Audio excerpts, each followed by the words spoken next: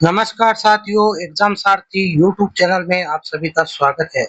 दोस्तों, इस वीडियो में हम बात करने वाले हैं आरएएस 2026 नोटिफिकेशन के बारे में। जी हाँ दोस्तों, जिस नोटिफिकेशन का आपको बेसब्री से इंतजार था, आखिरकार वो नोटिफिकेशन जारी हो ही गया। जैसा कि आपको हमने प्रीवियस कई वीडियोस में बताया था कि आरएएस 2026 का नोटिफिकेशन बहुत ही जल्द आने वाला है। हालांकि इसमें कुछ डिले हुआ और डिले होते होते आखिरकार मई के महीने में आरएएस का नोटिफिकेशन जारी ही हो गया। तो दोस्तों, टोटल 607 वैकेंसीज पे ये नोटिफिकेशन जारी हुआ है। और इससे आगे की अपडेट आपको ये बता दें कि ये वैकेंसी 607 नहीं रहने वाली है, इसमें काफी इंक्रीज भी देखने को मिलेगा।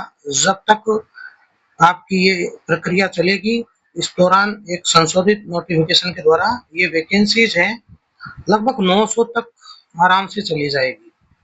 तो ये मान के चले 900 हजार के आसपास ये वैकेंसी चली जाएगी। तो 607 वैकेंसीज मान के आप तैयारी ना करें, लगभग ये मान के चलें कि ये 900 हजार के बीच में वैकेंसी चली जाएगी। इनमें बढ़ोतरी होगी। पिछली बार भी आपने देखा होगा कि 700 कुछ वैकेंसी थी, तो उनमें 300 साढ़े 300 वैकेंसी बढ़ा करके लगभग 1015 वैकेंसी कर दी थी। तो इस बार भी लगभग 900 से 1000 के बीच ये वैकेंसी होगी, बढ़ेगी पोस्ट। और अब कब से कब तक अप्लाई कर सकते हैं वो सब कुछ नोटिफिकेशन में दिया है। पूरा नोटिफिकेशन देखेंगे, सिलेबस में क्या चेंज हुआ सिलेबस देखेंगे प्रीलिम्स का। तो यहाँ पर आप देख सकते हो सबसे पहले तो कि 607 टोटल वैकेंसी है, जिसमें स्टेट सर्विसेज के 192 है, सब ऑर्डिनेट सर्विसेज के 415 पद है। ऑनलाइन अप्लाई करने की जो सीमा है वो 4 जून से लेकर 3 जुलाई तक रहेगी। सिलेक्शन प्रोसेस आपको जैसा कि प्रीवियस कई वीडियोस में हमने बता दिया है, प्रीलिम्स, मेंस और उसके बाद इंटरव्यू। प्रीलिम्स के मार्क्स जुड़ते नहीं है फाइनल मेरिट में, केवल क्वालिफाइंग ये एग्जाम होता है मेंस के लिए। और आरपीसी की जो ऑफिशियल वेबसाइट है उस पर जाकर के या फिर आप एसएसओ पोर्टल से अप्लाई कर सकते हो। तो दोस्तों, सबसे पहले तो ये नोटिफिकेशन आप देख सकते हैं आरपीसी का, आज ही का नोटिफिकेशन 27 मई का। और इसमें साफ साफ लिखा हुआ है कि टोटल 660 पद हैं। राज्य सेवा के 192 पद हैं। इसमें भी आप देख सकते हो कि प्रशासनिक सेवा के पदों की संख्या 57 है, जिसका वेतनमान पे मैट्रिक्स एल 14 है। इसी तरीके से पुलिस सेवा के 26 पद बता रखे हैं। इसी तरीके से अन्य जो सेवाएं हैं उनके सबके वर्गवार वर्गीकरण किया हुआ है। पूरा कौन कौन सी वैकेंसीज है ये आप नोटिफिकेशन में देख सकते हो कि कौन कौन से पद हैं अधीनस्थ सेवा के, कौन कौन से पद हैं राज्य सेवा के। काफी अच्छे अधीनस्थ पद भी देखने को मिल रहे हैं।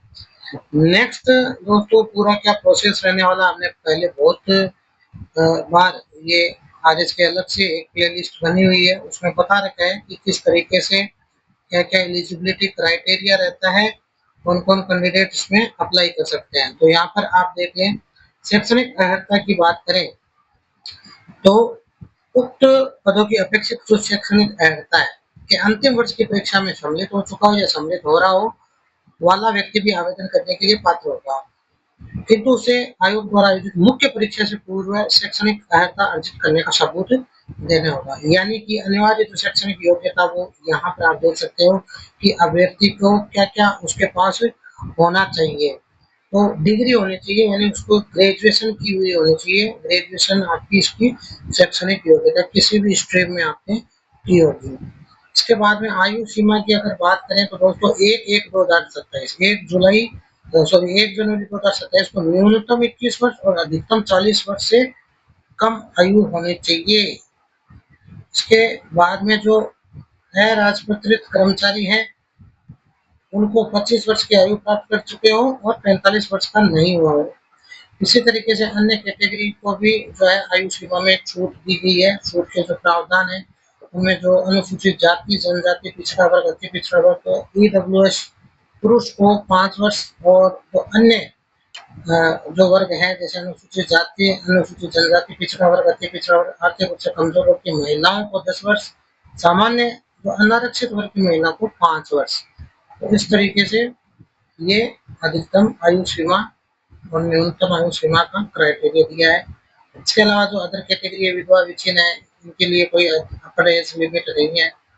इसके अलावा सारी जो अलग अलग कैटेगरीज हैं उन सब के लिए यहाँ पर जो है दिया हुआ है कि क्या क्या प्रावधान है आयु सीमा के लिए, वो आप अपने हिसाब से देख लेना।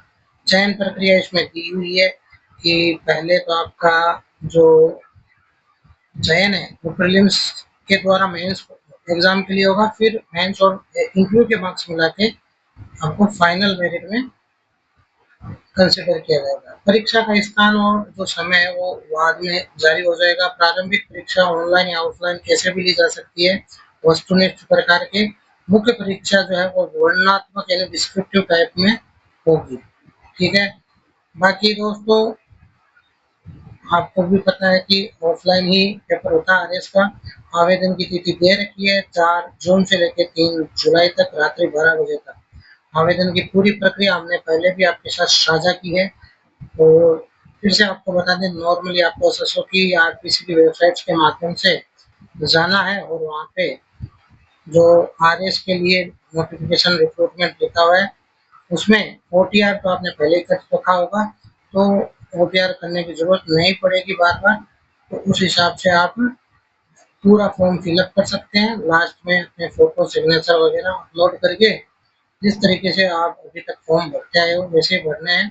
और परीक्षा शुल्क में आपको वैसे ही छूट दी हुई है, तो इसका कोई अर्थ नहीं रह जाता कि कितनी क्या शुल्क कैटेगरी वाइज रखी गई है गवर्नमेंट के द्वारा।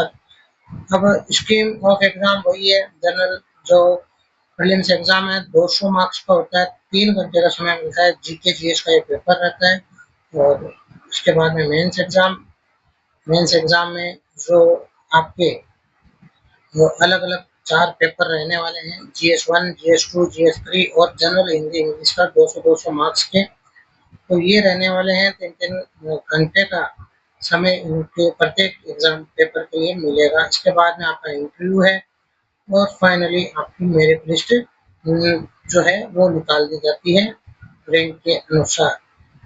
तो दोस्तों ये सारी प्रोसेस आप नोटिफिकेशन में भी पढ़ सकते हो। बहुत ज़्यादा इसमें आपको सोचने की जरूरत नहीं है। अगर आप किसी स्पेशल कैटेगरी से नहीं हो, जैसे भूतपूर्व सैनिक है, स्पोर्ट्स कोटा, तलाकशुदा, परित्यक्ता या विशेष जो वर्ग हैं, जो दिव्यांग वगैरह हैं, उनके लिए अलग अलग थोड़े प्रावधान है वो पढ़े जा सकते हैं। दोस्तों ये सारी वैकेंसीज का वर्गीकरण है। जनरल, SC ST OBC की कितनी वैकेंसी है तो यहाँ पर आप देख सकते हो कि ओवरऑल जो 192 वैकेंसी राज्य सेवा की है, इसमें जनरल कैटेगरी के तो टोटल नंबर ऑफ जो वैकेंसी है आप देख लो कितनी है, 41 प्लस 12 53 और 59 और 59 और 59 के बाद 61, टोटल 61 पद हैं जो कि अनरिजर्व कैटेगरी में रखे गए हैं। वहीं ओबीसी के आप देख सकते हो 22, 5, 27 और 4, 31, 32, 33 और 33 पद जो है वो ओबीसी कैटेगरी के हैं।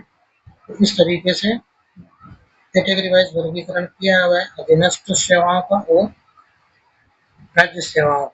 हालांकि ओबीसी के पद अपेक्षाकृत कम ही मालूम होते हैं जितने की होने चाहिए। तो दोस्तों ये पूरा सिलेबस जो है वो दिया हुआ है, आप देख सकते हो। प्रीलिम्स का 150 क्वेश्चंस रहेंगे, मल्टीपल चॉइस 1/3 नेगेटिव मार्किंग होगी, 200 मार्क्स के रहेंगे, 150 क्वेश्चन और 3 घंटे का समय मिलेगा। और ये पूरा आपका सिलेबस है, पूरा सेम वही सिलेबस है जो कि पिछली 2025 की वैकेंसी 24 की वैकेंसी में रहा था। इसी तरीके से आप देख सकते हो geography of world India, geography of Rajasthan, Indian constitution, इसी तरीके से political administrative system of Rajasthan, economic consultant Indian economy, economy of Rajasthan, science and technology. इसके बाद में reasoning, mental ability, basic numeracy, current affairs and issues, ये सारा सिलेबस रहने वाला है। अगर बात करें हिंदी में तो हिंदी में भी आप देख सकते हो की जो प्रीलिम्स का सिलेबस है, राजस्थान का इतिहास, कला, संस्कृति, साहित्य, परंपरा, विरासत, भारत का इतिहास, उसके बाद में विश्व और भारत का भूगोल, राजस्थान का भूगोल, भारतीय संविधान, राजनीतिक व्यवस्था और शासन, उसके बाद राजस्थान की राजनीतिक प्रशासनिक व्यवस्था, आर्थिक अवधारणाएं, भारतीय अर्थव्यवस्था, राजस्थान की अर्थव्यवस्था, विज्ञान और प्रौद्योगिकी, और इसके बाद में तार्किक विवेचन एवं मानसिक योग्यता में आपकी रीजनिंग है, मेंटल एबिलिटी है, आधारभूत संख्यात्मक दक्षता है और करंट अफेयर समसामयिक घटनाएं और मुद्दे हैं, विशेष करके राजस्थान के संदर्भ में।